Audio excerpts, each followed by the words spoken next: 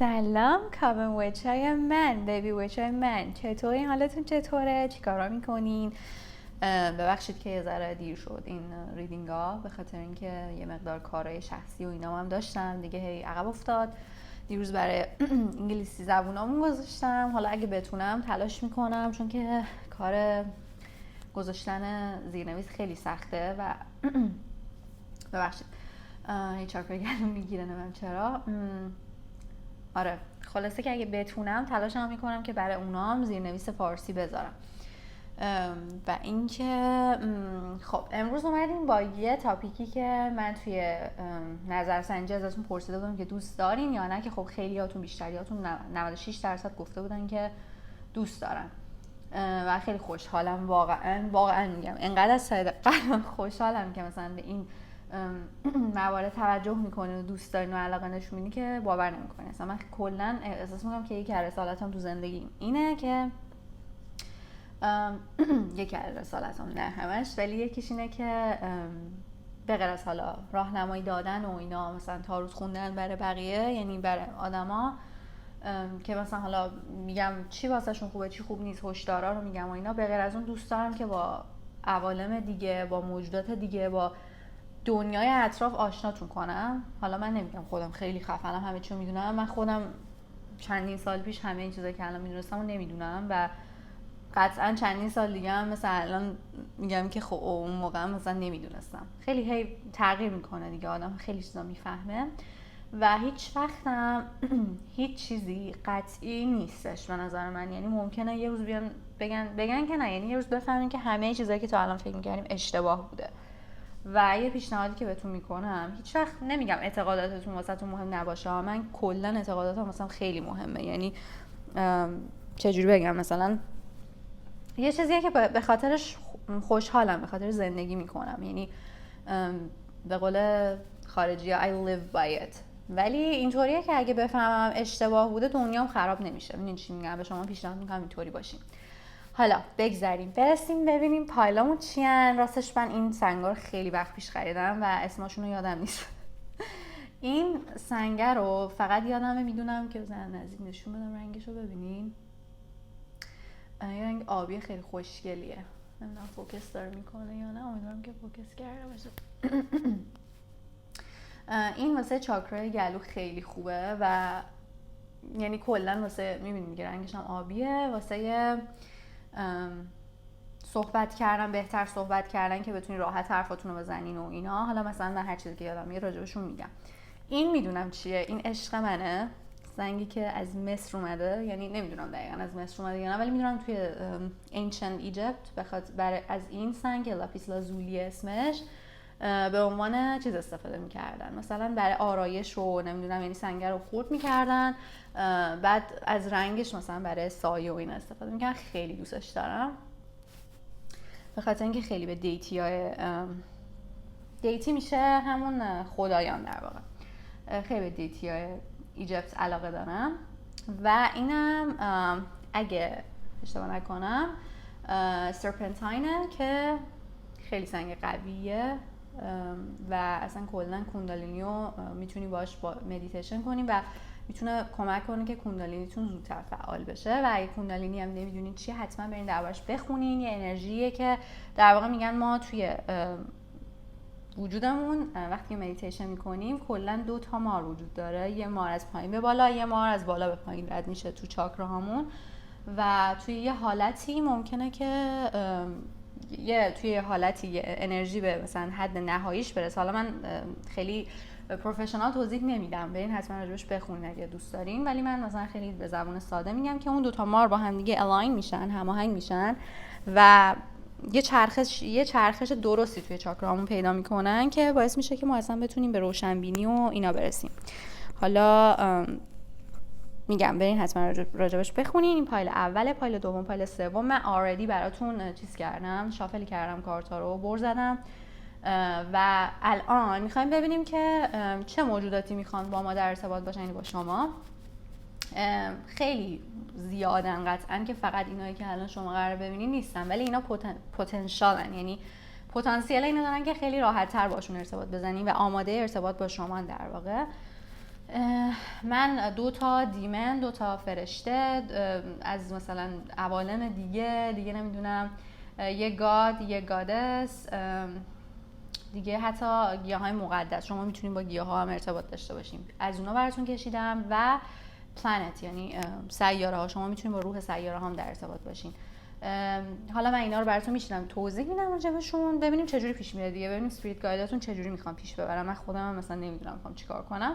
بعد براتون تاروت هم میکشم ببینم حرفشون بهتون چیه و دیگه خودتون انتخاب میکنین. و اینکه یه توضیح هم بدم، اینکه میخوایم ببینید چجوری میخوایم باشون ارتباط بزنین. ببینید شما با مدیتیشن کردن میتونی استرال ترافل کنی بهشون. البته به این سادگی نیستش که مثلا حالا هر کی قرار رسید بتونه همون لحظه استرال ترافل کنه، بستگی به درجه اون چیز روحیتون داره که چقدر قوی باشین و چقدر مثلا علاقه داشته باشین دنبال کنین. و مثلا بعضیا مدیوم خودشون در جریان نیستن، ولی در هر صورت همه میتونن این کار بکنن با تمرین و هیچ چیز خطرناکی هم نیست. اینم بگم حتما دربارش تحقیق بکنین. ولی حتی اگه میترسین یا نمیخواین مثلا استرال ترافل کنین، با مدیتیشن باشون در ارتباط باشین، میتونین باشون توی دعاهاتون در ارتباط باشین، براشون نامه بنویسین، ازشون بخوایم بیان به خوابتون راهنماییتون کنن. و البته این یه ارتباط 2 طرفه است، اینم باید در نظر بگیرین، به خاطر اینکه اینجوری نیست که مثلا فقط شما ازشون چیز بخواین اونا بهتون بدن. البته که خیلی مهربونن همشون و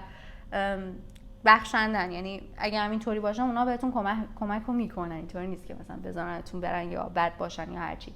ولی خب یه ارتباط 2 طرفه است دیگه، شما باید بهشون نفرستونین. مثلا شما باید مثلا میبینین الان من اومدم دارم راجبشون صحبت میکنم، یه جورایی دارم چیزشون میکنم، اونجوری که اونا میخوان روی زمین دیده بشن دارم سعی میکنم تلاش میکنم نشونشون بدم. میدونی متوجه میشین چی میگم؟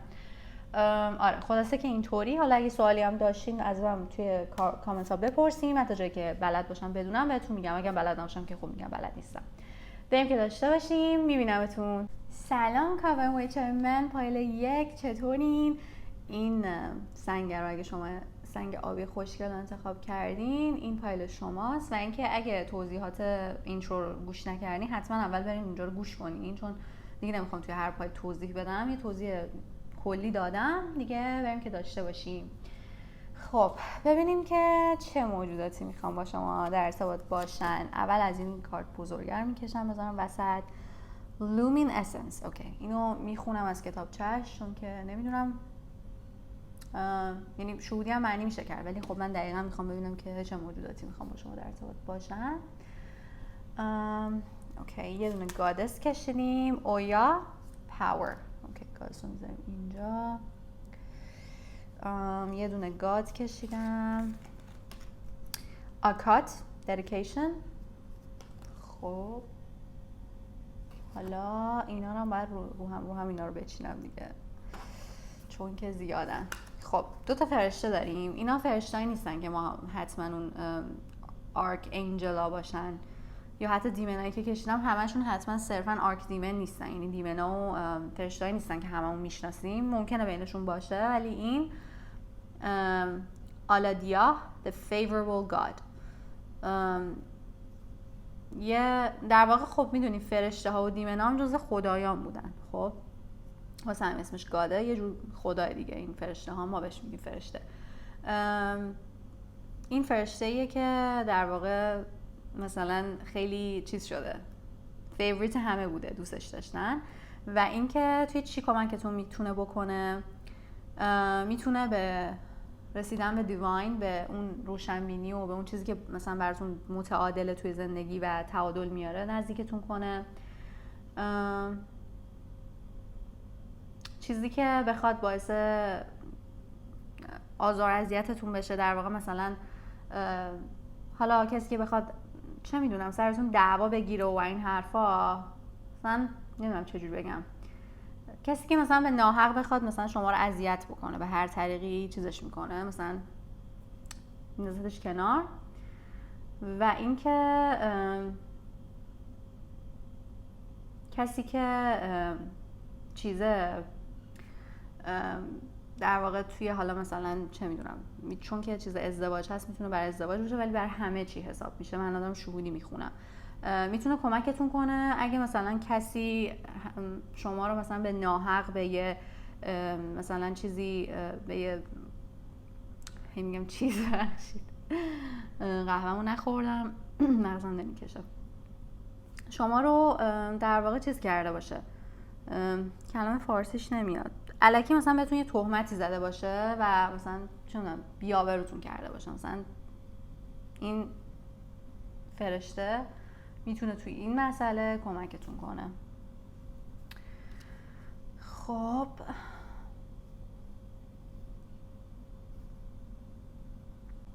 اوکی، فرشته بعدی. وای من عاشق این فرشته هم، خیلی دوستش دارم، خیلی جذابه. کاهتل، the adored God، خدایی که فرشته‌ای که خیلی پرستیده شده، همه خیلی اون مثلا همون favorable God، اینم خیلی مثلا انقدر که خفنه مثلا همه دوستش دارن، ادور میکننش، میپرستنش. شما رو چجوری کمک میتونه بکنه؟ بهتون چیز کنه، بلسینگ هایی که براتون خوبه، چیزایی که تو زندگی میتونه براتون برکت بیاره رو کمکتون میکنه بهش نزدیک بشین. چیزای سپیریت هایی که براتون بدن و در واقع شیطانیان، دیمنایی که میکشم شیطانی نیستن، در واقع این چیزای شیطانی واقعا بد میگه، مثلا چیزی که مثلا ممکنه تو خونتون داره اذیتتون میکنه، یا نه فقط چیزای شیطانی اونطوری، آدمایی که مثلا میتونن شیطانی باشن، آدما میتونن شیطانی باشن دیگه، اونا رو دور میکنه ازتون. یه جورایی دوتاشون با هم دیگه خیلی چیزاشون شبیه بود. و اینکه جفتشون هم این ایس اف پنتکلز اون سیکس اف پنتکلز جفتشون پنتکلزن و خیلی تو مسائل مالی هم میتونن فکر کنم کمکتون بکنن.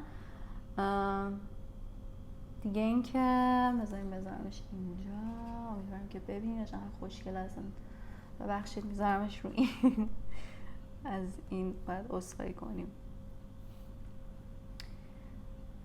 دیگه، جا کمه. اوکی بریم ببینیم که اون پلنتی که زبانم گیر براتون در اومده چیه. part of fortune increase. اوکی part of fortune در واقع یه پلنت نیست تا جایی که میدونم، یه برایندیه که از چند تا جایگیری سیاره ها میگیرن که میشه part of fortune، یعنی اون چیزی که قسمتی که باعث توی چارت تولدتون باعث چیز میشه، خوش شانسی میشه. و خب این جالبه که اینجا افتاده، بذارمش اینجا. اویا توی چیز میتونه کمکتون کنه، توی داشتن قدرت. خب میدونین اینجا هم که این داره دقیقاً دوباره راجع به همین صحبت میکنه، راجع به این صحبت میکنه که اگه مثلا کسی شما رو بی‌آبرو کرده، مثلا شما حق داشتین، حق به شما میده، حق به حقدار میده و در واقع میشه قدرت دیگه، قدرت رو میده دست شما. پولم همینطور، پولم درباره قدرت صحبت میکنه که اصلا ما آدما همه پولو میخوایم واسه چی؟ واسه اینکه قدرت داشته باشیم دیگه. بنابراین خیلی توی این پایل میبینم که گادا و گادسا و حالا همه این چیزایی که اومدن برای خوششانسی و قدرت پیش شما اومدن، انگار به همچین چیزی نیاز دارین. و اینکه این خدا هم dedication، همه اینا رو میتونین برین سرچ کنین. من میبینم که این میتونه بهتون کمک کنه به اینکه اگه نمیتونین مثلا به یه چیزی پایبند باشین، توی راهیه مثلا راهی رو انتخاب میکنین، مثلا چه میدونم برفرض میخوام رژیم بگیرم، نمیدونم میخوام فلان کار بکنم، مثلا پول در بیارم، ولی نمیتونین بهش پایبند باشین، کمکتون میکنه که پایبند باشین بهش. اوکی بذارین اینو بذارم پس اینجا. نیفت دیمناتونم بکشیم. خب فورکس خیلی دیمن قوی و خفنیه. چند وقت پیش اومده بود به خواب من و خواب خیلی عجیبی دیدم، اومده بود معلمم شه و بهم یاد بده خیلی چیزا و من اول نمیدونستم که اون پیرمردی که دیدم کیه که اینقدر اصرار داره بهم مثلا موسیقی یاد بده، نمیدونم فلسفه یاد بده، همه چی رو داشت بهم یاد میداد. بعدن که بیدار شدم متوجه شدم که فورکسه و خیلی مثلا بامزه است. نگاه کنی teaches philosophy، فلسفه درس میده، استرولوژی درس میده، ستاره شناسی. در واقع ستاره شناسی نه معنیه مثلا چیز، استرولوژی میدونین دیگه چیزه، ستاره شناسی استرونومی میشه ستاره شناسی از نظر علم، استرولوژی میشه ستاره شناسی از نظر شبه علم. یعنی ستاره شناسی یه علم خیلی خفنه که ولی خب مثلا به اسم یه شبه علم حساب میشه، یه علم جداگانه چیز officially علم حساب نمیشه. نمیتونیم مثلا بر اساس اون تصمیم بگیریم بگیم این یه فکته، ولی خب واقعا یه علم خیلی خفنه و من میخوام چیز استرولوژی هم توی پیجم بذارم، حتما بهم بگین که دوست دارین یا نه. و اینکه چیزای فلسفه و منطق درس میده، گفتم فلسفه و منطقم اومده، کفخانی، کف دستخانی و تو این چیزا میتونه بهتون کمک کنه. یعنی اگه میخواین چیزا رو یاد بگیرین این دیمن خیلی کمک میکنه بهتون، میتونین ازش خواهش کنین کمک بخواین که بیاد توی خوابتون و حالا تو مدیتیشن هر جا که باش ارتباط میزنین. اینا هم سیجیلاییه که میتونین ازش استفاده کنین و ممکنه بگین که خب witch جان ما چجوری مثلا بلد نیستیم و اینا. ببینین کلا واسه این کارا باید خیلی تحقیق کنین. اینترو چیزو گوش کنین، این ریدینگو خیلی مهمه. نمیخوام همش تکرار کنم تو هر پایل، ولی خب بهتون میگم که ببینید مواظب که باید باشین، باید خودتون رو قوی بکنین، اسپریتتون و روحتون رو قوی بکنین. همینجوری مثلا بدون اینکه از خودتون محافظت کنید و حاله بکشید دورتون و اینا این کارا رو نکنید، چون ممکنه خود این دیمن نیاد مثلا به شما سر بزنه، ولی مثلا اسپریت های بد یا حتما نه بد، مثلا چیزای پایین رتبه تر، نمیدونم چجوری بگم، اسپریت هایی که تو خونتون هستن بخوان باهاتون اون پورتال رو وا کنین ارتباط بزنن و باید بلد باشین. نمیگم مثلا نمیتونین، ولی خب حتما راجبش مطالعه کنین که اصلا خیلی نمیگنجه توی مثلا بخوام یه ریدینگ بگم. حالا شاید بعدنا توی چنلم یاد دادم یا توضیح دادم و اینا، ولی در صورت شما میتونین سیجیلاشون رو بکشین، بزنین زیر بالشتون، بهش فکر کنین، ازش خواهش کنین بیاد تو خوابتون و میاد. فقط باید مواظب باشین. ولی خب اینجوری هم نیست که بخوام بگم بترسونمتون رو بترسین و این داستانا، اونجوری هم نیستش. خب فورکست که خیلی خفن بود، واقعا خیلی خوشحالم که اومده توی پایلتون. و اگه فقط به این که خب مثلا من این چیزا رو نمیخوام یاد بگیرم و اینا، کلا اسپریت گاید خوبیه، جاهایی که گیر کنین ندونین چیکار کنین خیلی به دادتون میرسه. و murmur teaches philosophy perfectly. اینم فلسفه رو یاد میده. نمیدونم شاید چند تاتون دوست دارین یاد بگیرین یا میخونین، فلسفه میخونین، علاقه دارین، نمیدونم. میگه که روح‌ها رو از مرگ برمیگردونه که بتونن جواب سوالاتون رو بدن. حالا مثلا ممکنه یه سریاتون دلتون بخواد با یه سری مردگان در ارتباط باشین، یا مثلا یه شخص مرده خاصیه که میخواین باهاش در ارتباط باشین، ازش یه سوالایی بپرسین، این اسپریت، این دیمن میتونه خیلی کمکتون باشه. و اصلا کاری به حتی چیزایی که بهتون میتونه کمک کنه توش ندارم. من دارم دونه دونه توضیح میدم که شما بدونین، در جریان باشین که هر کدوم برای چی ان. الان اینم آخر سر بهتون میگم. ولی شاید چشتون مثلا اینو بگیره، چه میدونم دلتون بخواد، حستون بگه که اون اینتویشنتون، اون شهودتون بگه من میخوام با این ارتباط بگیرم. کلا این داره نشون میده که این اسپریت ها اطرافتون هستن، دوست دارن باهاتون ارتباط بگیرن، بالاخره یه چیزی درون شما دیدن که دلشون میخواد باهاتون ارتباط بگیرن. ویلو، خب گیاه ویلو فکر میکنم میشه بید مجنون اگه اشتباه نکنم. و این گیاه میخواد، گیاه همه مقدسن، همه یه سری خواص دارن که براتون میخونم خواصشم. منظورم خواص دارو اینا فقط نیست، حالا اونم شاید باشه توش، ولی کلا دارم میگم این گیاه دوست داره باهاتون ارتباط بگیره، میتونین با روح گیاه ها ارتباط بگیرین، میتونین خودتون رو هیل کنین باهاش، خیلی چیزا داره. یعنی اصلا نمیدونین که چقدر واقعا دنیا قشنگه و ما اصلا توجه نمی‌کنیم بهش، فقط توی روزمرگی خودمون غرق شدیم، ولی نمیدونیم که چقدر دوستای خفنی داریم. یعنی من الان دارم این ریدینگو میگیرم، مثل خوبی گرفتم دیگه، چه برسه مثلا آدم باهاشون ارتباط بگیره. و اینکه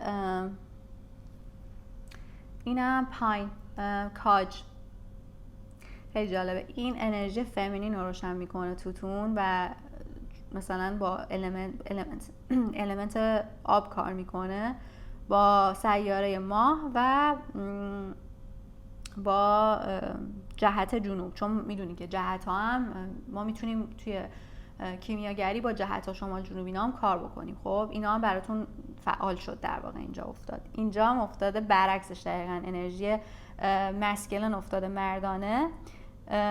اون جنوب بودین شماله، اون آب بودین حواس باد و سیاره مارس. اوکی، من چون مارس اینجا افتاده به عنوان پلنتی که میخواد باهاتون کار بکنم مارس رو در نظر میگیرم و مارس سیاره خشمه، چون اینجا ریج هم افتاده بود در واقع. خیلی شاید شما آدمی هستین که نمیتونین جلو خشمتون رو بگیرین و مارس خودش سیاره خشمه، یا مثلا برعکس آدمی هستین که نمیتونین از حق خودتون دفاع کنین، نیاز دارین یه ذره مارستون رو تو چارتتون فعال کنین.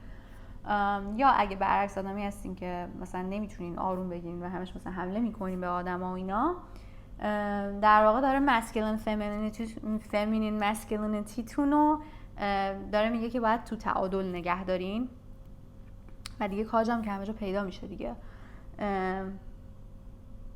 نمیدونم توی چیز بود، توی پاییز بود توی ایران چیز میشد، کاج میافتاد رو زمین و اینا، یا نه فصل دیگه ای بود نمیدونم. الان اومدم بگم مثلا الانم که پاییزه میتونین کاج جمع کنین، یا لحظه اینجور شدم که شاید دارم چرت و پرت میگم نمیدونم، شاید یه نشونه ای داشت براتون.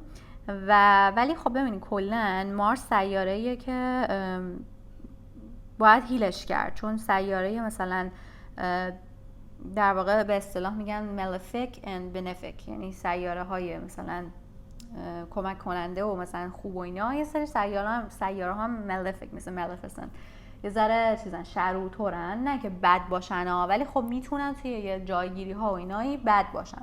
بنابراین شما باید نگاه کنین که مارستون توی چارتتون کجاست و چجوری دارین ازش استفاده میکنین. چقدر مثلا من خودم مارسم یه جوریه که حرفامو میخورم، خشممو میخورم و خودمو اذیت میکنه. شاید شما هم از اون آدما باشین. به هر حال مارس اینجا افتاده، سیاره‌ای که میشه ازش کمک گرفت که نذاریم حقمون خورده بشه. ولی خب اگر مثلا یه جور دیگه از اون ور بوم افتاده باشه، out of balance باشه، مثلا ممکنه باعث بشه که چیز بشه، شما آدم پرخاشگری بشین. شاید این پاوری که اینجا افتاده به خاطر اینه که میگه که مثلا در واقع نمیخواد بهتون توی قدرت داشتن کمک کنه، شما آردی قدرت رو دارین، میخواد بهتون یاد بده که چجوری از قدرتتون استفاده کنی، مثلا با خشونت رفتار نکنی. خیلی چیزا میتونه باشه. خودتون قطعا توی حرفایی که زدم یه سری چیزا برداشت کردین برای خودتون دیگه، چون من که دونه دونه نمیدونم تک تکتون دارین برای چی این ریدینگ رو نگاه میکنین. اوکی، بذارین من خواص این دوتا کارت و این کارت رو بخونم، بعد بریم سراغ تاروت. وای خیلی جالب بود. کتابچه‌ش رو وا کردم، یه دفعه دقیقاً همین لومینسنس اومد و داره راجع به کلمات کلیدی که به کار برده برای این کار. سلف لاو که خودتون میدونین دیگه، دوست داشتن خودتون و به معنای واقعی کلمه، نه اینکه بگی من خودم دوست دارم حالا مثلا به خودم میرسم و اینا. به معنای واقعی کلمه خودتون برای خودتون واقعا مهم باشین.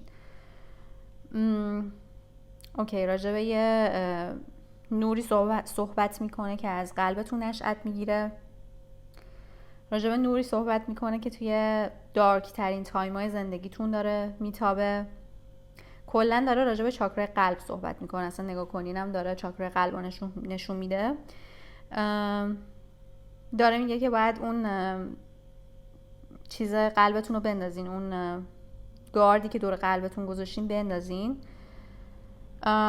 خیلی قشنگ. دقیقا من توی ریدینگ های قبلی راجع به این صحبت کردم که آدم باید مثلا اون دارک ساید، شادو ساید خودش رو بشناسه و قبولش کنه. اینم دقیقا داره همینو میگه. Accept your shadows as the flip side of your strengths. یعنی که قبول کنین که دیدی مثلا کوین و اینجوری شیر یا خط میندازن دو طرف داره. دقیقاً داره میگه که شما باید اون شادو سلف خودتون رو از به رسمیت بشمرین و قبولش کنین، بپذیرینش که اون سمت نقاط قوتتون، اون شادو سایدتون هم وجود داره. باید قلبتون رو کاملا باز کنین و vulnerable باشین. vulnerable نمیدونم میشه چی پذیر، یعنی در معرض مثلا خطر قرار بدین خودتون رو، ولی نه خطر منظورم جانی ها، ولی مثلا قلبتون رو در معرض این که هر اتفاق ممکنه واسش بیفته قرار بدین و اینکه قلبتون یه سری چیزا ازتون میخواد که شما به اون نیازش نگاه نمی‌کنی، میگی نه باید با مغزم فکر کنم که این اصلا خوب نیست. درسته که مغزم مهمه ولی احساسات خیلی مهمتره. میدونم که انقدر روی مغز و منطقی فکر کردن تبلیغ شده که الان همه میگن، من خیلی افتخار میکنن که من دارم منطقی فکر میکنم. ببین منطق مهمه، نیاز هست، ولی نه همیشه. ما بیشتر باید با شهودمون رو قوی کنیم، با شهودمون فکر کنیم. منطقا باید دخیل باشه، ولی یه جاهایی منطق آدم یه چیزی میگه ولی شما داری حسش میکنی آقا یه جای کار میلنگه. مثلا کلا داره راجع به چاکرای قلب حرف میزنه، پس چاکرای قلبتون خیلی داره ازتون خواهش میکنه که پاکش کنید، درشو باز کنید.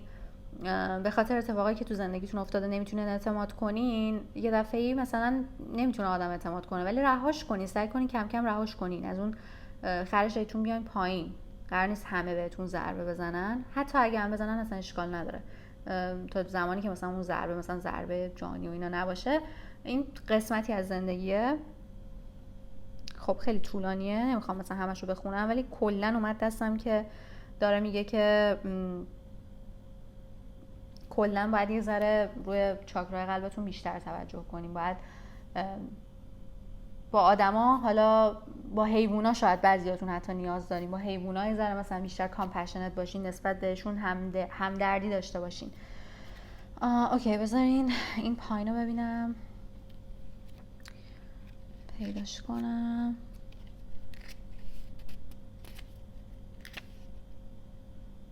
حتی اینجا که من زندگی میکنم کلا اصلا پاییز زمستون نداره و همیشه گرمه، ولی مثلا همین الانم که مثلا هنوز تازه پاییز نیامده، اون حالت شهریور، اون سبک مدل تابش خورشید که تغییر میکنه و اینا قشنگ مشهوده و خیلی انرژی خوبی داره بهم میده. با اینکه من خیلی پاییز رو دوست ندارم، آدمیم که افسردگی فصلی میگیرم، ولی الان حس خیلی خوبی دارم.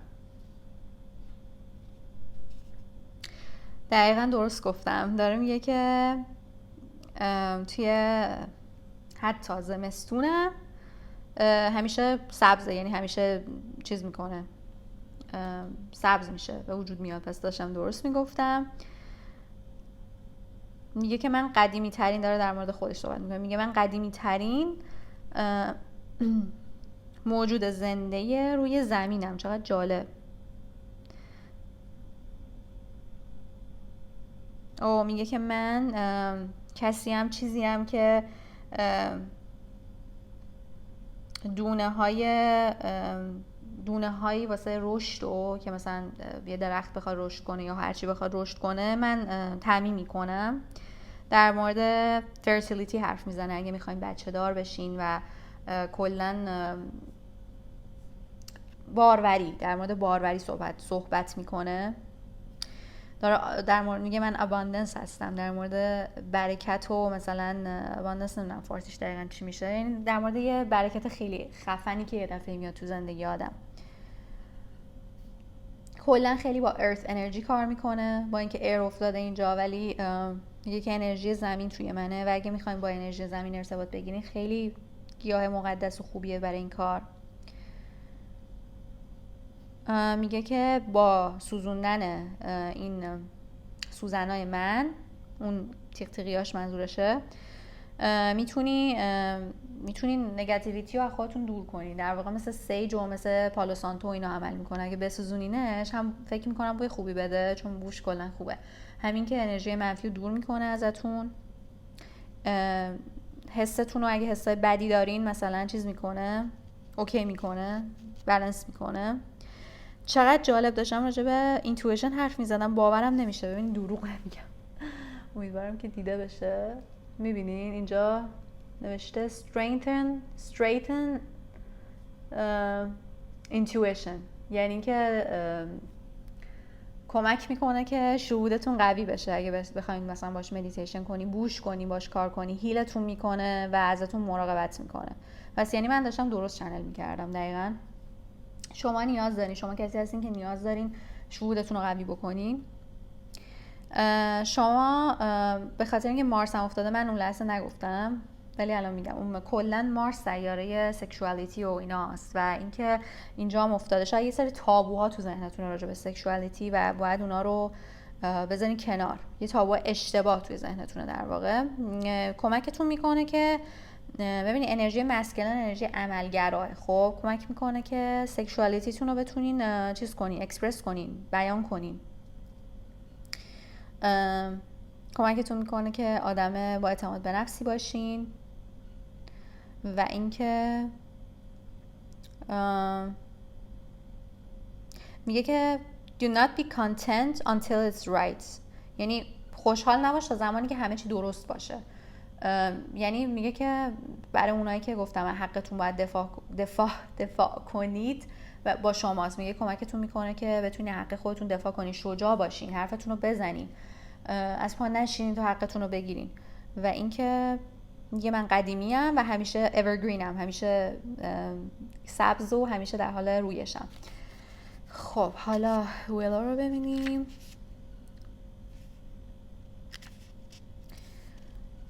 خب میگه که من ویلا هستم، من مید مجنونم. I stand for truth and justice. کمک میکنه برای اینکه یعنی کلا میگه که من کمک میکنم، دارم چیز میکنم. I stand by به فارسی چی میشه خدایا؟ یعنی خیلی اهمیت میده به راستی و درستی و اون که هر کی حق به حقدار برسه. دقیقا مثل همین کارته. و اینکه کمک میکنه که هم اگه خودتون اینجور آدمی نیستین کمکتون میکنه که اینجور آدمی بشین، یا اینکه کمکتون میکنه حق بهتون برسه.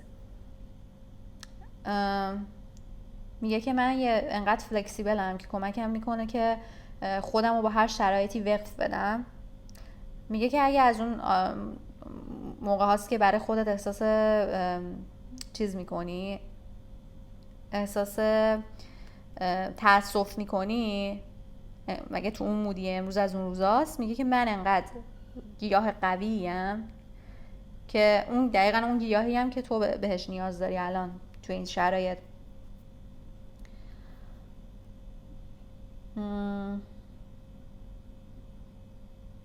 میگه که با سوزوندن من، یعنی در واقع اون چیز من، دود من، باعث میشه که یه خوابایی ببینی که متوجه بشی دقیقا باید کجا بری. یعنی مثلا باعث میشه یه خوابی ببینی که تو مثلا رشد و روندت کمک میکنه. و در مورد پروتکشن حرف میزنه، بهتون پروتکشن میده. خیلی همه اینا راجع به خیلی پروتکشن رو دارم میبینم. شاید نیاز به پروتکشن دارین. خودم هم صحبت کردم، گفتم اگه میخواین با کسی ارتباط بزنین باید پروتکشن داشته باشین. شهودم میگفتش که نیاز داریم به پروتکشن و راجع به عشق حرف میزنه. پس شاید برای بعضیاتون نیاز دارین که یه گیاهی میخواستین که توی عشق بهتون کمک کنه. و اینکه اوکی بذارین جمع کنم اینا رو و بریم سراغ تاروتمون. ببینم که نمیدونم مثلا چی میخوام چنل کنم، چون خیلی زیاد بودن اینا، اینجوری نیست که مثلا یه دونه بوده باشن. میخوام از این دکه میستریس هم استفاده کنم که خیلی وقت ازش استفاده نکردم. ببینیم چی میاد دیگه. هر چیزی که شما الان در حال حاضر نیازه که بدونین. شاید برای بعضیاتون برای شرایطی که توش هستین بیاد، برای بعضیاتون کمک به اینکه چجوری با این موجودات ارتباط بزنین. هر چیزی که بیاد من بهتون میگم. برای پایل 1 لطفاً. اوکی میخواست بیاد بیرون. 9 of Cups, Lord of Material Happiness. اوکی، لورد خوشبختی متریال، زمینی مثلا، یعنی خوشی‌های زمینی. Four of Pentacles, Lord of Earthly Power, لورد قدرت‌های زمینی. امیدوارم فوکس کرده باشه، از اینجا خوب زیاد نمیبینم. Okay, Ten of Pentacles, Lord of Wealth, Lord ثروت. بزنم کارتا جاشه. اوکی این نیاز به سانسور داره. Princess of Pentacles میشه. پرنسس اینجا فکر میکنم بذاریم ببینم کوین حساب میشه یا پیج یا کلا این دک فرق میکرد. بذارین چک کنم بگم که این پیج نایت یا کوینه. Princess of the Echoing Hills. پرنسس هیلز میشه تپه های یعنی تپه هایی که صدا دارن، مثلا صدای تپه ها در واقع. اوکی، و بذار این کارت هم بندازم بعد بهتون میگم اون چه کارتیه. و Ten of Wands، 2 تا 10 داریم. Lord of Oppression. خب میدونم تو کارت باشه. اوکی، back of the deckتونم Lord of Loss and Pleasure. لوردی که Five of Cups، لورد از دست دادن علاقه و اینا توی از دست دادن علاقه، از دست دادن اون pleasure. و از اونجایی که پنتاگرام برعکس کشیده و داره یه حالت ریچوال ماجیک انجام میده، خب من دارم میبینم که بعضیاتون شاید اصلا کلا ویچ باشین واقعا، یا تو این کارا باشین یا شروع کرده باشین دلتون بخواد واقعا ارتباط بزنین. نمیدونم یه همچین چیزی میبینم. این کارت هم راستی همون پیج بود، پیج اف پنتاکلز. این بقیه کارتای زدگتون رو ببینم. خب من میبینم شما به اندازه کافی قوی هستین اگه بخواین با هر کدوم از این موجودات ارتباط بزنین، نباید بترسین اصلا. و از اونجا که هم یه دونه 9 اومده هم 2 تا 10 اومده، من دارم میبینم که یه چیزی توی زندگیتون در حال به پایان رسیدنه. خودتون احتمالا میدونید چی. شاید یه حسه، اصلا یه دفعه یه حسایی تو زندگیتون عوض شده براتون، اصلا نمیدونه از کجا اومده. به خاطر اینه که کالکتیولی هممون توی در حال گذروندن یه سری چیزا هستیم، چون 6 تا سیاره هم در حال حاضر برگشتی ان و دارن یه کاری میکنن که ما برگردیم به گذشتهمون، نگاه کنیم ببینیم باید چیکار کنیم، چیکارا کردیم، چه گندی زدیم، چه کار خوبی انجام دادیم. یه دفعه‌ای به این بینش میرسین که آقا من اصلا یه سری چیزا رو نمیخوام. اصلا این دیدین آدم یه دفعه لباساشو میریزه بیرون، میگه اصلا من اینا رو دیگه نمیخوام، میره جا واسه چیزای جدید باید کنیم. و اصلا همین تجربه ارتباط با این موجودات میتونه شما رو خیلی ببره جلو، پیشرفت بده، نه فقط واسه کمکایی که میتونن بهتون بکنن و بلکه اینکه یه چیز جدید بهتون اضافه میکنه، یه چیزی که بتونه روحتون رو سیراب کنه. ما آدما در واقع روحیم، ما هم اسپریت هستیم. حالا الان در حال حاضر روی زمینیم، 4 روز دیگه توی یه سیاره دیگه داریم یه جور دیگه زندگی می‌کنیم. زندگی قبلیمون توی جاهای دیگه بودیم و میدونین از نظر معنوی روحمون نیاز داره به این چیزا. و از اونجایی که lost in pleasure افتاده میبینم که علاقتون رو به سری چیزا از دست دادین و قراره بدین. ممکنه واقعا انقدر دیگه مثلا حوصلتون سر رفته باشه بگین آقا مثلا من خسته شدم دیگه، مثلا هیچی ندارم تو زندگی ازش لذت ببرم. و یکی از دلایلی که دلتون میخواد با این موجودات ارتباط بزنین همینه و به نظرم دلیل محکم و قانع کننده، به خاطر اینکه آدم میخواد بره سرمنشأش و ریشه‌ش رو پیدا کنه، میخواین دنبال همچین چیزی باشین. و این که میبینم که این به این معنی نیست که از قشنگی‌های زمین و زندگی بخوایم بگذرین یا مثلا بگین دیگه مثلا خب من دیگه اصلا کلا رفتم تو اسپریچوالیتی دیگه اصلا نمیخوام کلا این زندگی و این زمین. و نه، شما به نظرم بهترین چیزی که آدم میتونه بهش برسه اینه که وقتی که با این موجودات ارتباط میزنه همزمان که اسپریچوالیتیشو حفظ کنه، اسپریچوال باشه، مثلا دیگه معنوی باشه، معنویت رو داشته باشه، در کنارش میبینه که زندگی رو چقدر بیشتر دوست داره، چقدر قدرش رو بیشتر میدونه. و اینکه خیلی توی زندگی شخصیتون، توی زندگی زمینیتون، هر چیزی که میخواین به دست بیارین کمکتون میکنه، بهتون بینش میده. نمیگم حالا برای بعضیاتون چرا یه دفعه مثلا یه خیلی کارتون خوبه، مثلا میبینم بعد از یه فشار عصبی که داشتین یه دفعه انگار مثلا میشکفین، یه دفعه مثلا این گلا که شکفتن کلی مثلا چیزای خوب میاد سر راهتون. ولی برای بعضیاتون هم میبینم که این یه بینشه، یعنی مثلا حتما نباید یه اتفاق خاص بیفته تو زندگیتون که شما بگین وای مثلا وای من دیگه چقدر خوشحالم به اینجا رسیدم. یه بینشیه که به دست میارین، یه آرامش درونیه، صلح درونیه، حال دلتون خوب میشه. و اینکه من میبینم که بعد از یه تایم بی پولی یه دفعه‌ای وقتی که دیگه اهمیت نمیدیم به اینکه اون پول هست یا نه، دیگه میگین آقا من سر شدم مثلا دیگه واسم مهم نیست دیگه، مثلا من ته سیاهی رو دیدم، یه دفعه یه پول زیادی میاد دستتون که بهتره یه مقدارش رو پس انداز کنین، مثلا اگه 10 تاست 4 تاش رو پس انداز کنین، اینجوری در نظر بگیرین و بقیه‌اش هم برای حال دلتون، حال خوب دلتون خرج کنین. مثلا بریم مسافرت، میبینم جاهایی برین که روحتون صدا میزنه شما رو، مثلا مدت هاست میخواین برین یه جایی، به نظر من حالا چه پول به دست آورین چه نه، یه روز حتما اونجا رو برین.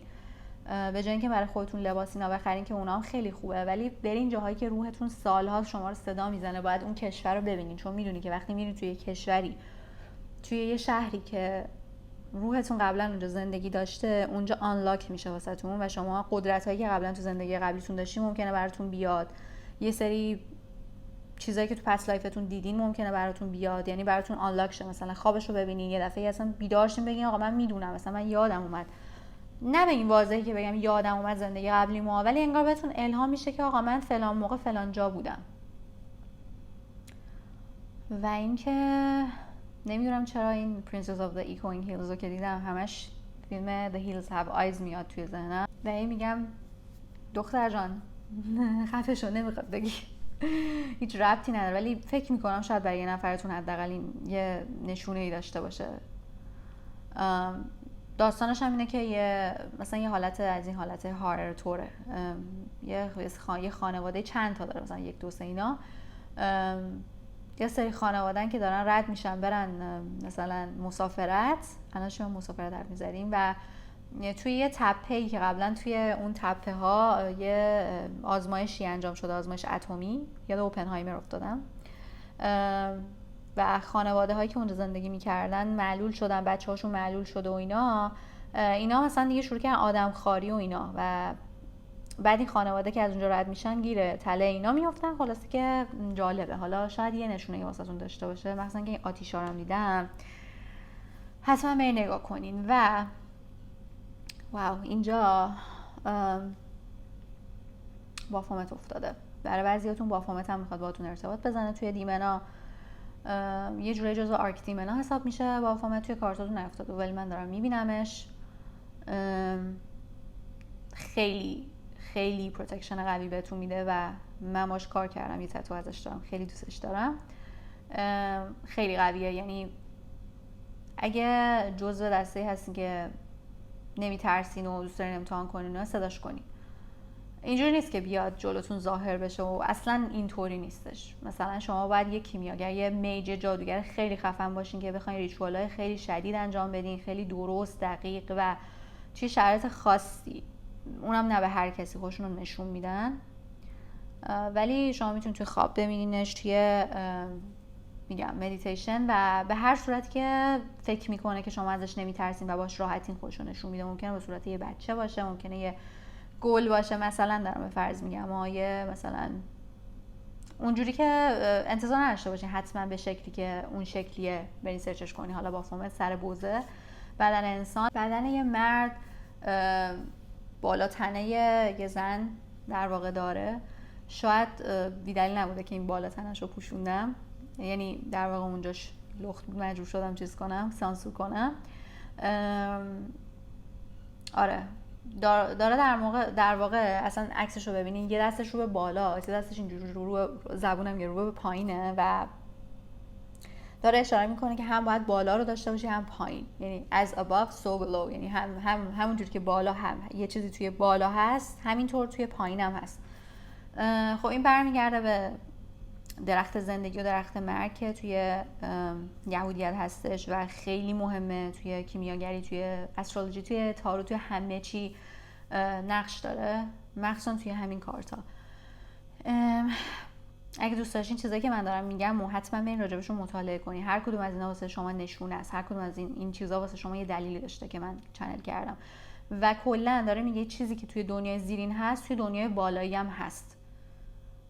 اینو حتما باید بهش دقت کنین. و داره به اینم اشاره میکنه که من بهتون گفتم که نباید بالانس رو از بین ببرین، که اگه مثلا دیگه اسپریچوال شدین، دیگه مثلا دنیای زمینی براتون بی اهمیت شه، یا انقدر زمینی باشین که هیچ معنویتی نداشته باشین. داره خیلی بهتون تاکید میکنه روی مورد.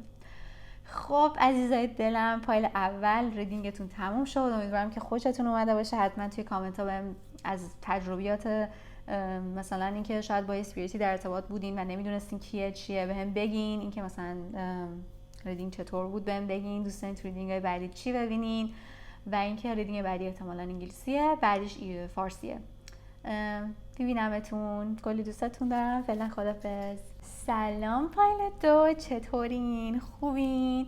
بچه ها اینترو ویدیو قبل از اینکه پایلا شروع شه تا آخر ببینین. یه توضیحات کلی دادم که من تکرار نکنم برای ارتباط گرفتن با این موجودات، بنابراین بریم ببینینش. و اینکه یه کانکشن خیلی قوی با ایجیپت میبینم، با خدایان مصری. حالا نمیدونم توی گادا و گادستون هست یا نه، ولی چه باشه چه نباشه در صورت برین حتما سرچ کنین اونا رو. و اینکه خب بریم که داشته باشیم. خب اولین چیزی که واسهتون افتاد، آپولو، یه خدای یونانی، خدای روشنایی، بهش خدای خورشید هم میگن، ولی خب خدای خورشید در واقع هلیوسه. آپولو خدای روشناییه. اینکوایری اینجا، این نیاز به سانسور داره، اصلا نمیدونستم این کارت هم سانسوری نیاز داره. Journey to Wholeness. Okay.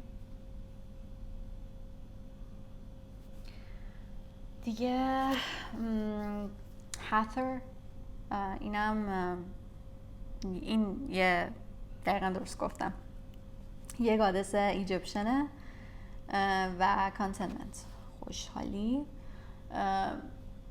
خوشحالی و رضایت و اینا.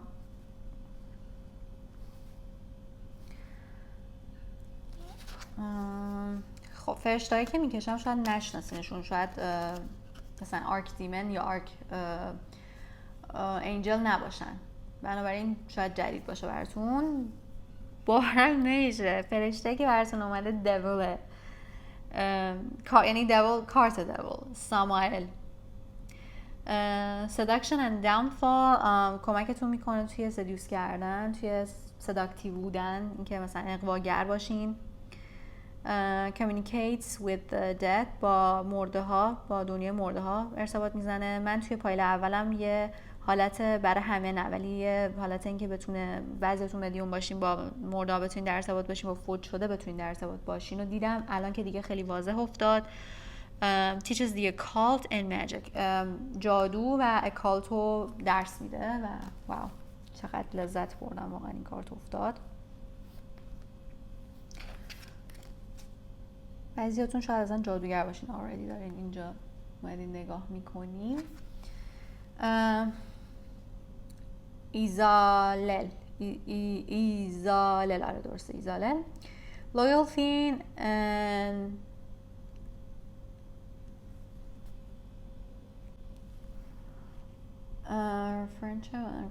کمک میکنه که برای اولا که کلا خیلی لویاله، خیلی به شما وفادار اگه باش کار بکنین. مثلا همه رو بیارم این برتر، ببخشید با این OCD هی دارم کارت رو جا بجا میکنم، میخوام همه رو جا بدم. و اینکه توی اینکه بخواین با یه دوستی، حالا میتونه توی عشق هم باشه، با یه آدمی حالا و مخصوصا دوست، reconciliation داشته باشین، برگردین به هم دیگه، خیلی کمکتون میکنه. برای پلنت ها void of course moon missing، اوکی خیلی عجیبه. واسه پایل قبلی هم یه سیاره مثلا چه میدونم مثل جوپیتر و اینا نیفتاد، این void of course moonه. بذاریمش اینجا. وای بچه ها، من بلند شدم دیدم چه فاجعه‌ای چیدم کارتا رو، ببخشید. تا جایی که تونستم صاف و صوفشون کردم. آره داشتم میگفتم خیلی جالبه که توی پایل قبلی هم مثلا یه سیاره نیفتاد، یه از حالتی افتاد، حالا نمیخوام توضیح بدم مال اونا رو، ولی برای اونا هم یه حالت بود در واقع از سیارات. اینم دقیقاً یه حالتی از ماهه که وقتی که میخواد از ساین یه ساینی خارج بشه بره توی ساین بعدی، یه حالتی از اونه که داره بهتون میگه که وقتی که مثلا ماه میخواد ساین عوض بکنه، کارای بزرگ و مثلا یه مثلا چه میدونم میخواد از فروردین بره توی اردیبهشت، از مثلا ایریز بره تو تورس، نباید یه مثلا چیز تصمیم بزرگ و مهم گرفت و باید میس اوت کنی، بگی که اوکی حالا مثلا فعلا انجامش نمیدم تا بعد. جالب بود. حالا بذاریم اول دیمناتون رو ببینیم. خب هالفاس افتاده. هالفاس builds towers and provides weapons and ammunition. میگه که کمک میکنه تو ساختن برج و مثلا اسلحه و اینا تأمین میکنه. send soldiers to appointed places.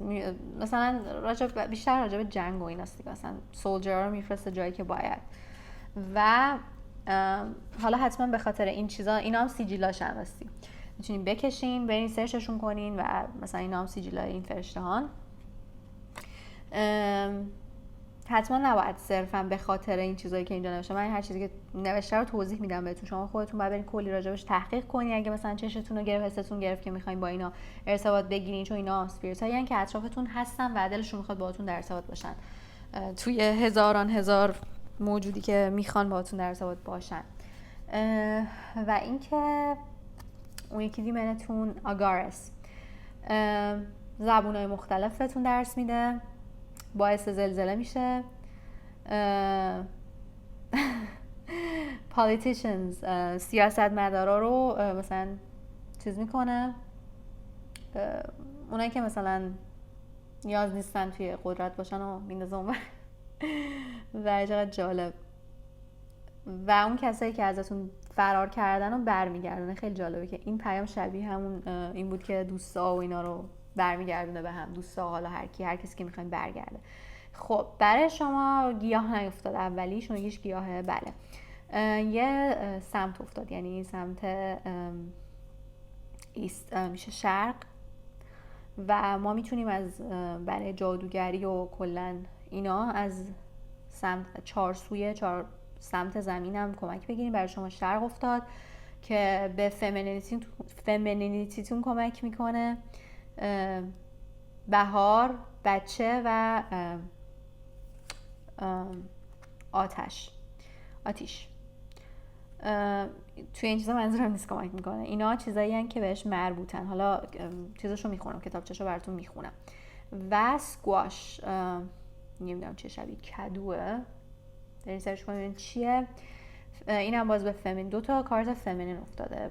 پس توی فمینینیتی خیلی بهتون کمک میکنه. یه کارتتون هم فکر میکنم توی سداکتیو کمک میکرده، آره سداکشن این کارت بود. آره شاید مثلا مشکل دارین توی سداکشن و اینا، چون هتر هم کلن خدای عشق هم هست، خدا که گادسه، خدا بانو، همین که خیلی زیباست و کلن اونم به سداکشن و اینا مثلا یه جورایی مثل افرودیتیه توی ایجیپشن گادس ها. افرودیتی توی چیزاست، توی حالا اگه یادم اومد اسمشو، گریک چی میشه؟ گریس، یونان، توی یونانه. و از اونجایی که اینجا چایلد افتاده و ایشون هم حامل است، خیلی میتونه فکر میکنم کمکتون کنه برای بچه دار شدن، یا حتی اگه بخواین جلوگیری کنین از بچه دار شدن، کلا توی موضوع بچه. و دیگه ببینیم انشالله که اینا نیفتن.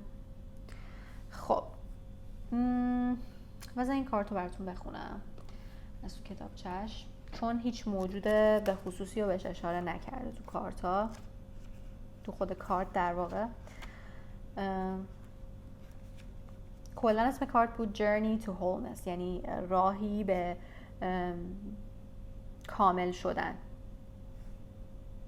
نگفته پرفکت شدن. میشنوم بعضیاتون انگار اینجوری اشتباه میکنین که کامل شدن رو با پرفکت شدن اشتباه میگیرین. کامل بودن هیچ ربطی به پرفکت بودن نداره، چون هیچ چیزی حتی با کامل بودنش، با وجود کامل بودنش نمیتونه پرفکت باشه.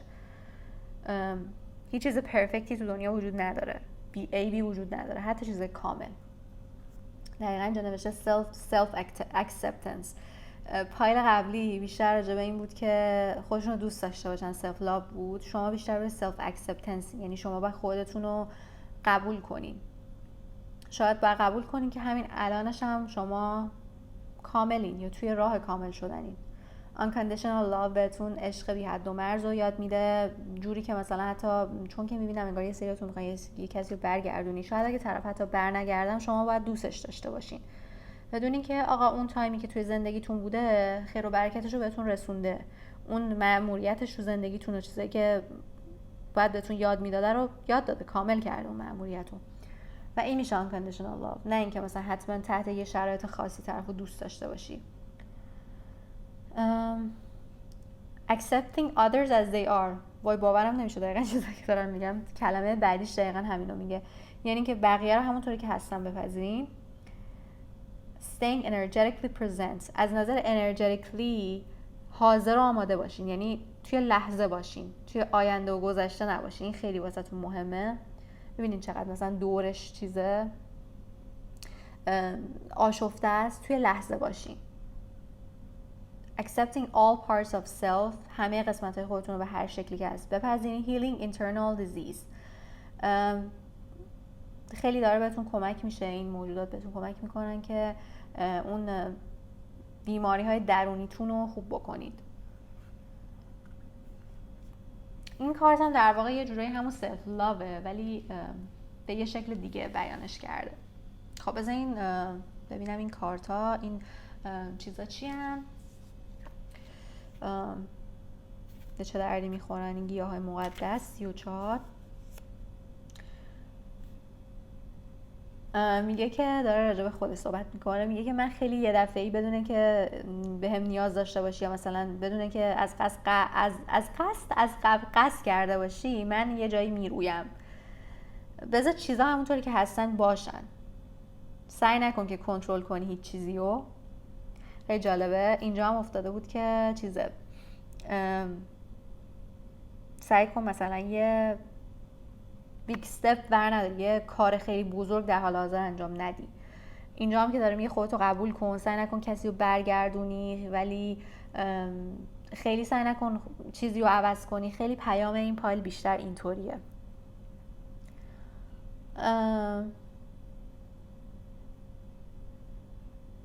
میگه که من کمکت میکنم که از طریق من اون اباندنسی که اون برکتی که باید تو زندگیت بیاد. و اینکه میگه من اگه با لوبیا و کورن چی میشه ذرت قاطی بشم، میکس بشم، ما ستا یه جورایی چیز زندگی، مثلا اون نشانه زنده بودنیم. خب این یکی هم بیارم براتون بخونم. کارت 59 که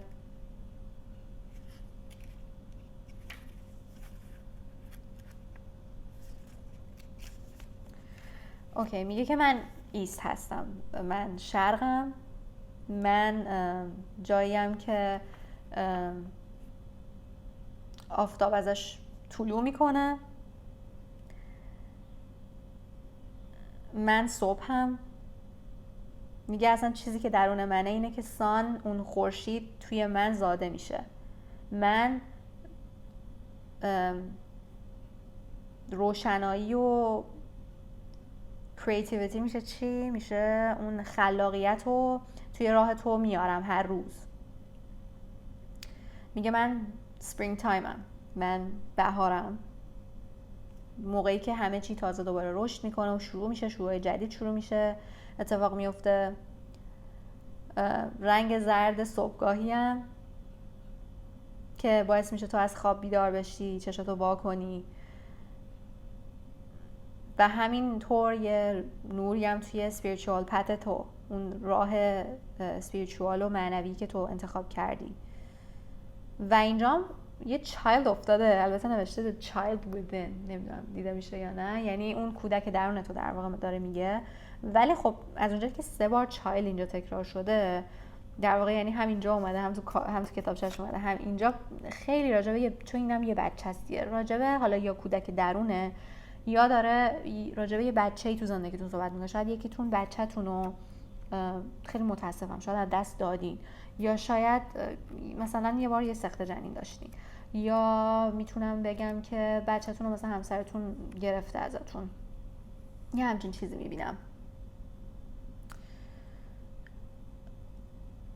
اصلا الان یه دفعه این اومد بزنم بگم من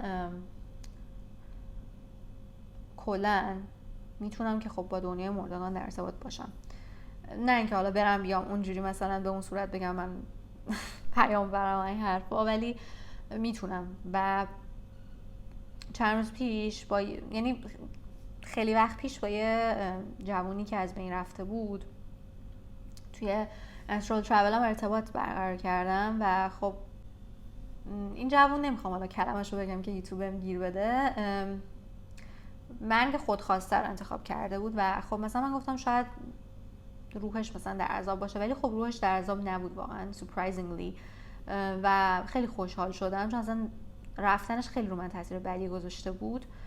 و چند روز پیش من خوابش رو دیدم و یه کلا فهمیدم که انگار مثلا اسپریت گاید من شده یه جورایی و حالا خیلی ازش ممنونم کلا. اگه حالا اعتقاد داریم به این داستان درش یه فاتحه بفرستیم. ولی حالا بغیر از این داستان الان چون داشتم راجع به بچه و اینا حرف میزدم گفتم که چون اونو خیلی مطمئن بودم که حالش خوبه و خوابش هم دیدم، رفتم پیج مامانش رو چک کردم و دیدم که مامانش راجبش استوری گذاشته بود بعد از مثلا حالا بیشتر از 40 روزه، چند روزه، چندی ماه، 4 ماه که فوت شده.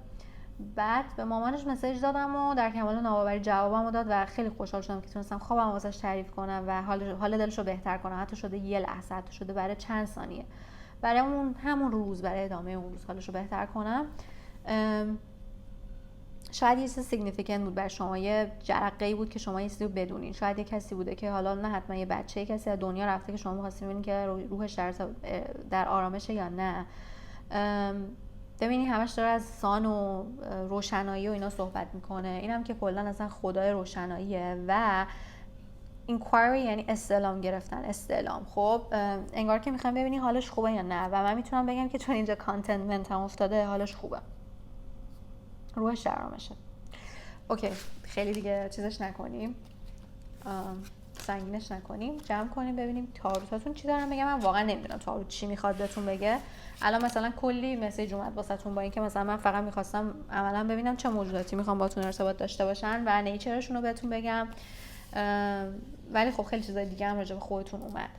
بنابراین ببینیم که تاروت چی داره بهتون بگه، سورپرایز چیم از حرفاش، از چیزایی که میخواد بهمون بگه. شاید یه راهی برای کمک کردن که چجوری با این موجودات بخواید در ارتباط باشین، شاید یه سوالی تو ذهنتونه اونو جواب بده، هر چیزی میتونه باشه. فقط انرژیاتون رو با من همسو کنین، فوکس کنین رو کارتا که ببینیم چه جوابی میگیریم. برای فایل 2 لطفاً. اوکی، چند تا کارت اومد با هم دیگه. 2 of Swords, Lord of Peace Restored، لورد آرامشی که دوباره برگشته. خیلی جالبه، ربط داره واقعا به چیزی که گفتم. Justice, Daughter of the Lord of Truth، دختر لورد Truth، واقعیت. اوکی، دو تا کارت خوشم پریدم بیرون. اوکی، من اینو باید سانسورش کنم. The Hangman، Spirit of the Mighty Waters، Spirit روح در واقع آبهای قوی. 10 of Cups، Lord of Perfected Success، Perfected، Lord موفقیت پرفکت. ببینین در واقع اولش راجع به پرفکت بودن صحبت کردم، انگار یه وسواسی رو پرفکت بودن دارین که این دقیقاً چیزی که باعث میشه که شما نبینین که آردی پرفکت هستین، نه پرفکت یعنی کامل هستین، آردی همه چی رو دارین. یین و ینگ یعنی در واقع هر جفتشو دارین، زنونگی و مردونگی، سیاهی و سفیدی، همه چی در کنار هم قشنگه. حتی مثلا آدم برای اینکه کامل باشه باید مثلا اون سیاهی هم داشته باشه دیگه، درست نمیگم؟ همه چی توی بالانس برای شما قشنگ میشه. پرفکت بودن دلیل بر کامل بودن نیست و کامل بودن هم دلیل بر پرفکت بودن نیست. شما کاملین و نیاز ندارین پرفکت باشین. 6 of Pentacles، Lord of Material Success. ولی قبل اینو دعا چیزی شبیه این بود. Lord چیزای چی میگم، موفقیت های زمینی. و 8 of Pentacles، Lord of Prudence. خب ببینین، زیرش هم The Devil اومده، خیلی جالبه. شما Devil 2 بار اومد، یعنی توی اون کارت فرشته که تاروت فرشته بود Devil اومد، اینجا اومد و Lord of the Great Matter. خب توی پایل قبلی بافومت اومده بود، توی این پایل من دوباره دارم بافومت رو میبینم. شاید اصلا شما یه ربطی به پایل قبلی دارین، چون یه سری چیزا هست که ناخودآگاه منو یاد قبلی میندازه. بنابراین اگه دوست داشتین، اگه دران شدین که اون پایلم نگاه کنین، اون هم میتونین ببینین. خب بذارین یه ذره کارتاتون رو نگاه کنم، توی انرژیتون برم ببینم دقیقا چی میخواد بهتون بگه. میترسین چون که یه سری اتفاقات تو زندگیتون افتاده که خیلی پدرتون رو در آورده، میشنوم رستون رو کشیده و شما تازه مثلا بعد یه مدتی یه ذره آروم شدین، اوکی شدین، ولی انگار دنبال یه چیزی هستین، یه چیز دیگه. حالا یه جواب یه سوالیه یا نمیدونم یه چیزیه که مثلا شما رو اینجوری یه پا در هوا نگه داشته. یعنی مثلا تا جواب اون سواله رو پیدا نکنی، یا حالا هر چیزی که هست که خودتون میدونین که داره اذیتتون میکنه. اینم بگم این یه آنخه، یه چیزی که توی ancient ایجپت ازش استفاده می شده. خیلی شما به شاید تو زندگی قبلیتون چیز بودین، توی ایجپت بودین. آره داشتم میگفتم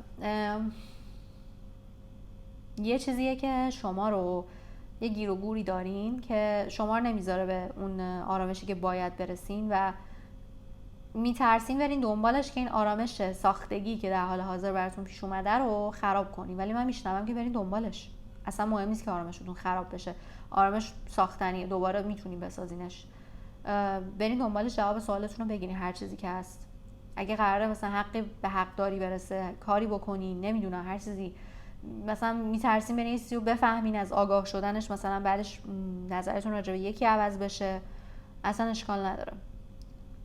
من به نظرم باید این کار رو انجام بدین، مخصوصا با اون دیویدی که زیر دکتون دیدن. اوکی، فایل 2 اینم بود از ریدینگ شما. و یه چیز دیگه که دارم میبینم، میبینی این کاپه داره بقیه کاپا رو پر میکنه. من میبینم خیلی از بغل شما به خیلی جاها رسیدن و شما فکر میکنین که اوکی من مثلا خودم خالی شدم و بقیه پر شدن، یعنی از بغل من به یه جایی رسیدن و من الان موندم حوزم. ولی اینطوری نیست، مخصوصا با این دوتا میجر آرکانا که دارم میبینم. و خب کارتاتون هم خوب افتاده، حتی دیول هم که افتاده بود کارت میجر آرکانا بود، یعنی چیز مهمیه تو زندگیتون. شما در واقع با این کارتون، حتی اگه الان در حال حاضر به نظر برسه که کاپتون خالی شده، کاپتون قرار دوباره پر بشه و شما به بقیه خیر رسوندین، یه جا بالاخره یونیورس دوباره به شما خیر میرسونه. What goes around comes around. چیزی که یعنی در واقع هر دستی بگیری با همون دست بهت میدن. یه همچین چیز میشه معنیش. اوکی، همین بود ریدینگ شما. امیدوارم که خوشتون اومده باشه. اگه یه مثلا سپیریت انکاونتر داشتین، در واقع مثلا با سپیریتی تا حالا ارتباط زدین، حالا چه تو خوابتون چه تو ناخودآگاه، نمیدونم، هر چیزی که دارین حتما تو کامنت ها بهم بگین اینکه این ریدینگ رو دوست داشتین یا نه، و هر چیزی که به ذهنتون میاد حتما بهم بگین. چه ریدینگ بعدی که حالا انگلیسی بعدیش میبینمتون. خدافظ. سلام فایل 3، چطورین؟ خوبین؟ دیگه ریدینگ شما داره کم کم میره به سمت غروب و یه ذره ممکنه تاریک بشه. دلم نمیخواد برم چراغ روشن کنم. حالا اگه خیلی تاریک شد میکنم، چون میزنه توی نورش، میزنه وسط کارتون، خوشم نمیاد. شاید شما مثلا حالا یه همچین جوری باشین، به نور طبیعی و نور روز علاقه داشته باشین، یا مثلا نمیدونم به تاریکی علاقه داشته باشین. این کارت، میگم کارت، این سنگ سرپنتاین، گفتم راجبش، به کوندالینی خیلی کمک میکنه. شاید بعضیاتون یوگینی هستین یا مثلا تازه یوگا رو شروع کردین، یا مثلا توی مدیتیشن به کوندالینی دارین، روی کوندالینیتون دارین کار میکنین، یا قراره بهش برسین. خب ببینیم که کیا میخوان باهاتون در ارتباط باشن. اولین چیزی که دارم میبینم ست کیاس، خدای اصلا میگم هندی مصری، که در واقع ست برادر خودش رو از بین برد که به پادشاهی برسه. کیاس هم که میشه هرج و مرج. ببینیم دیگه چیه. ببینم گادسی که میخواد باهاتون در ارتباط باشه. مات، جاستس، چقدر جالب.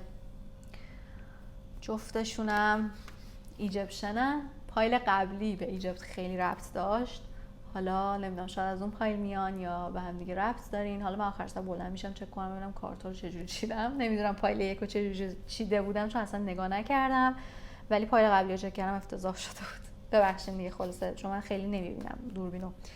Balanced forces. اوکی.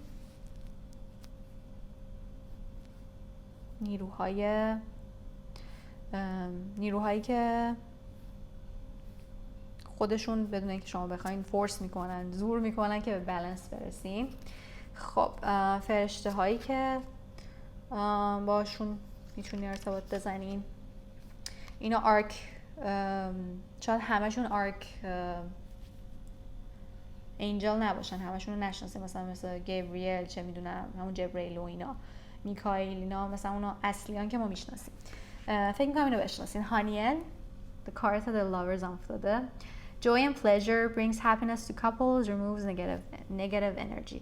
خب انرژی منفی رو کمک میکنه که دور بشه، کاپلا رو کمک میکنه که به هم برسن و کلا حالا نه فقط رسیدن به هپینسشون کمک میکنه، به خوشبختیشون. و این یکی هم آریل، perception and revelation, discover hidden treasures, reveal secrets of nature. در واقع سیکرت های طبیعت و چیزایی که تو طبیعت به طور پنهان وجود دارن رو براتون آشکار میکنه و کمک میکنه که گنجای پنهان رو پیدا کنین. حتما نباید یه گنج، البته خب این داره در مورد گنج واقعا صحبت میکنه، گنج پولی، ولی فقط نباید گنج باشه، گنج درونی هم میتونه باشه. دیمنایی که واسه تون افتاده، فرفر creates love between man and woman، کمک میکنه که دو نفر زن و مرد از هم خوششون بیاد، عشق بینشون به وجود میاره. creates thunder and great رعد و برق و طوفان به وجود میاره. gives answers to on divine secrets، اینم جالبه در مورد سیکرت های همون دیواین، میتونه بهتون جواب پس بده. شاید سوالات بزرگی توی ذهنتون دارین که بخواین بپرسین. این یکی دکارابیا، کلی راجب بهتون ببینینش، راجب گیاها یاد میده و کریستالا و همین سنگا، باعث میشه که پرندگان ظاهر بشن و جوری که شما میخواین رفتار بکنن. حالا به هر حال اینا مال دیمنای آرسگویشیان، یعنی دیمنای سولومن، کینگ سولومن، و کارهایی که خب اون موقع ازشون میخواستن و میکردن در واقع واسه همین اینا چیزایی که توی کتابای قدیمی ازشون اومده اینجا نوشته شده، وگرنه فقط این کارا رو نمیکنن. حالا من هر چیزی که اینجا هست رو براتون میخونم. روز، خب گلی که واسه شما گیاهی که افتاده گل روزه که با سیاره ونوس در ارتباطه و خیلی فمینین انرژی رو داره چیز میکنه، کمک میکنه به فمینین انرژی. و میپل این مسکلین انرژی رو کمک میکنه و به سیاره ژوپیتر ربط داره.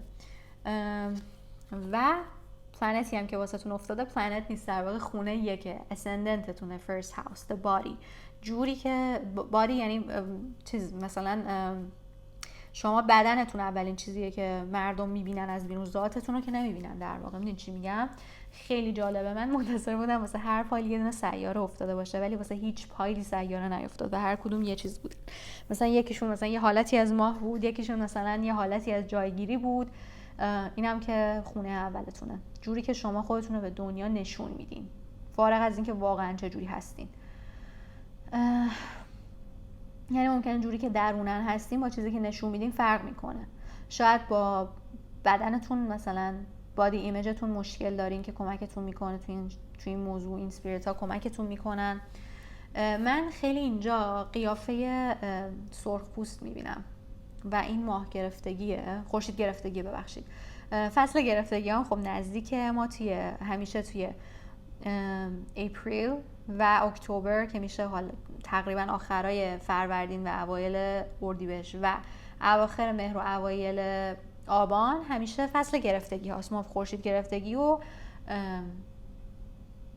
اون یکی چیه؟ ماه گرفتگی داریم. بنابراین این ماه گرفتگی و خورشید گرفتگی فرق نمیکنه چه زمانی شما دارین این ویدیو رو میبینین، چون این ویدیو تایملسه. خورشید گرفتگی و ماه گرفتگی بعدی برای شما سیگنیفیکنت، مهمه، براتون تغییرات زیادی به وجود میاره و شما یه پس لایفای توی در واقع به عنوان نیتیو امریکن، همین سرخ پوست داشتین. ست که خب براتون تعریف کردم چجوریه، چجور خداییه.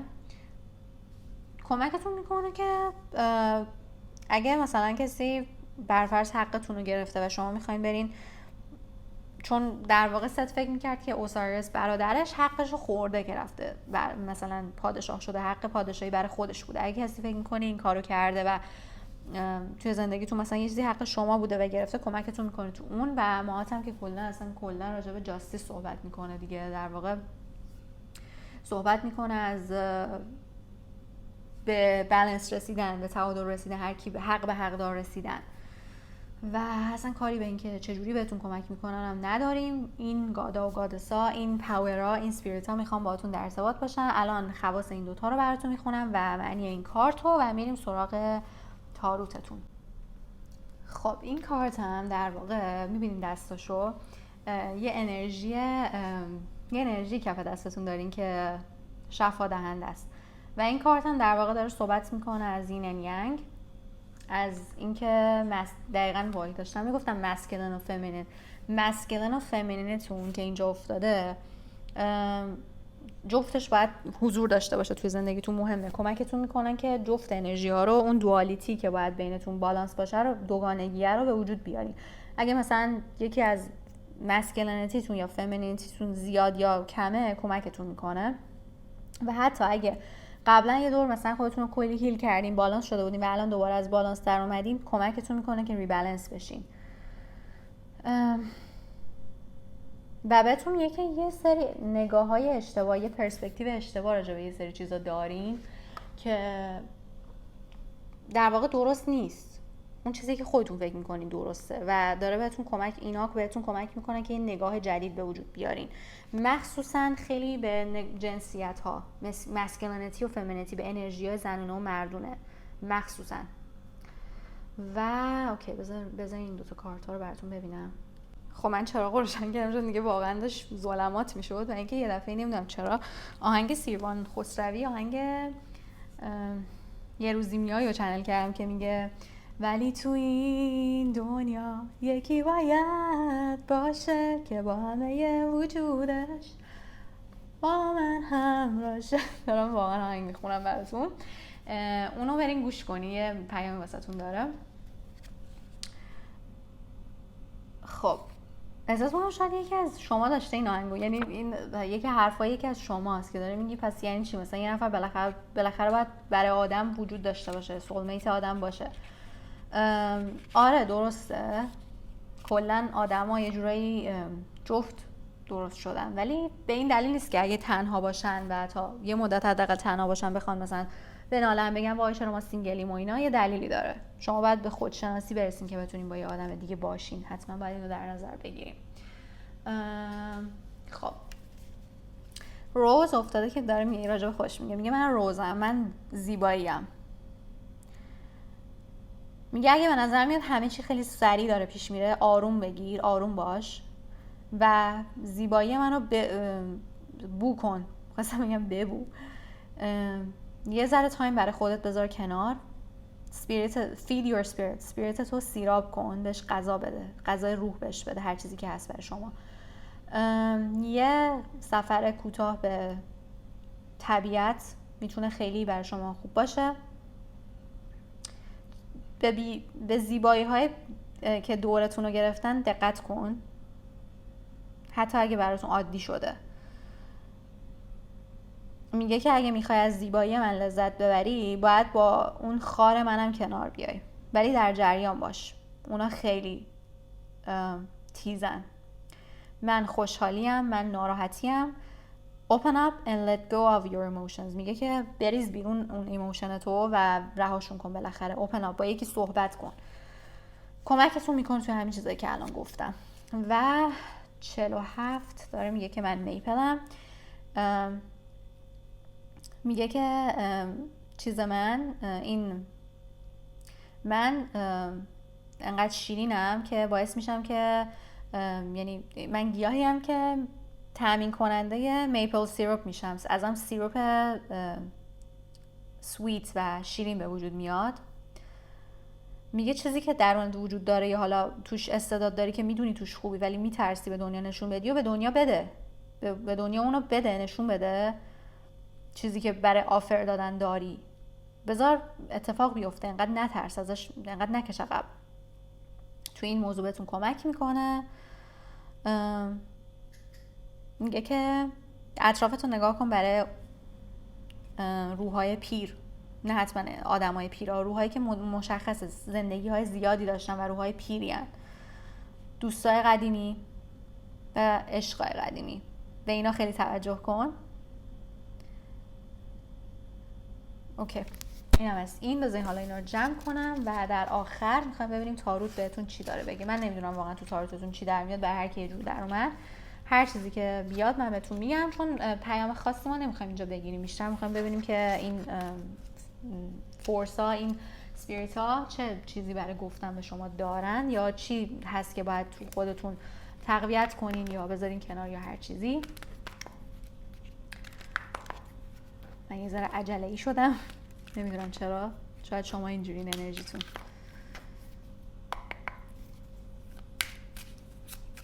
برای پایل 3 هر چیزی که باید بهشون بگم بهم بگین. اوکی، 3 تا کارت با هم اومدن. اوه من باز مجبور شدم سانسور کنم. Ten of Pentacles, Lord of Wealth. این کارت توی فکر کنم پایل قبلی اومده بود. لورد ثروت. Princess of Cups, Page of Cups, Princess of the Palace of the Flutes. Temperance, Daughter of the Reconcilers. دختر کسی که مثلا باعث برگردوندن 2 نفر به هم میشه. Okay, 4 of Cups و 2 of Wands.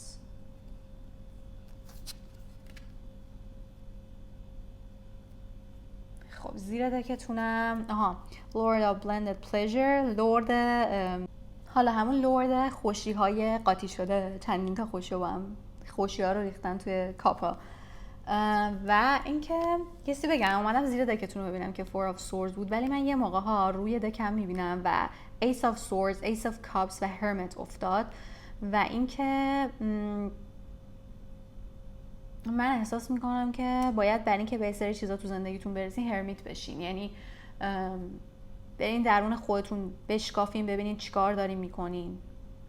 برای بقیه پایلا اینطوری نبود، ولی برای شما حداقل برای یه تایمی، برای اینکه مثلا بتونین به یه شناخت جدیدی از عشق و ارتباطات برسین، قبل از اینکه بخواین حتی وارد رابطه با کسی بشین مخصوصا، باید این کارو بکنین. و 2 تا 4 افتاد. 4 of Swords زیر دکتون بود، 4 of Cups هم اینجا افتاد. عدد 4 خیلی سیگنیفیکنته اینجا، شاید یه عدد مهمیه. خب ببینین، چون اینجا هم گفته Lord of Blended Pleasure، میبینین این داره مثلا آب و با رعد و برق و میرزه. یه جا احساس میکنم که دارین اشتباه میزنین، باید بهتون بگم. یه سری چیزا رو با هم قاطی کردین که اصلا ربطی به هم نداره. برای بعضیاتون مثلا باید بگم دارین بعضی داروها رو با هم میخورین که با هم دیگه چیز نیست، اوکی نیست و مواظب باشین. سرخودی دارو نخورین. برای بعضیاتون هم انرژی های میکس سیگنالز میدین، میکس انرژی میدین. وقتی که برای کائنات میکس سیگنالز میفرستین، یه بار مثلا خوبین یه بار بدین، بعد منظورم مودتونه ها. و اینجوریه که خب یونیورس نمیدونه چیکار کنه، هی ازتون یه انرژی میگیره بعد یه انرژی دیگه میگیره و نمیدونه براتون چیکار کنه. واسه همین بهتون دوالیتی میده، دامینیشن. البته دامینیشن منظورشون نیستا، اون دامینیشن نیست، دامینین. حالا داره 2 تا چیز مختلف بهتون میده و داره میگه که هم اینو داری هم اینو داری، حالا یکیش خوبه یکیش بده، خودت دیگه میدونی دیگه، منو دیوونه کردی بیا بگیرینو.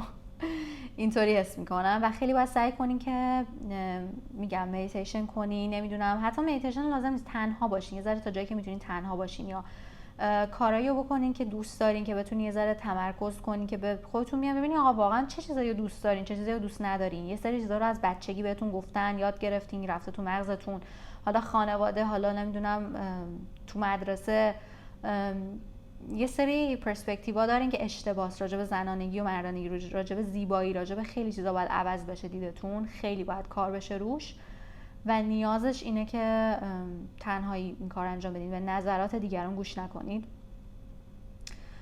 به خاطر اینکه احساساتتون باید کاملا بر اساس چیزایی باشه که خودتون به دانش خودتون ربط داره. برین مثلا درون خودتون رو نگاه کنین، برین داستان‌های مختلف، کتاب‌های مختلف بخونین، سرچ کنین. شاید بگین مثلا واه چه دیوونه، مثلا من باید برم برای اینکه راجع به زیبایی مثلا پرسپکتیوم عوض بشه مثلا کتاب بخونم. آره واقعا کتاب خوندن، داستان‌های مختلف خوندن به آدم دید میده و در آخر به اون چیزی که باید برسیم میرسیم، من میبینم. ولی خب دیگه دیر و زودش دست خودتونه، چون انرژی که شما میدینه که دیر باشه یا زود، ولی در آخر اوکی میشه. خب عزیزای دل من، کاوه مویچای من، امیدوارم که خوشتون اومده باشه. اگه با یه اسپریتی تا حالا اینکاونتر داشتین باش، مثلا چه میدونم صحبت کردین به هر طریقی تو خواب یا هر چیزی که تا حالا تجربه کردین و حتما تو کامنت ها بهم بگین. هر چیزی که دوست دارین توی ریدینگ های بعدی ببینین و بهم بگین. امیدوارم که خوشتون اومده باشه. ریدینگ بعد انگلیسی بعدیش میبینمتون. خدافظ.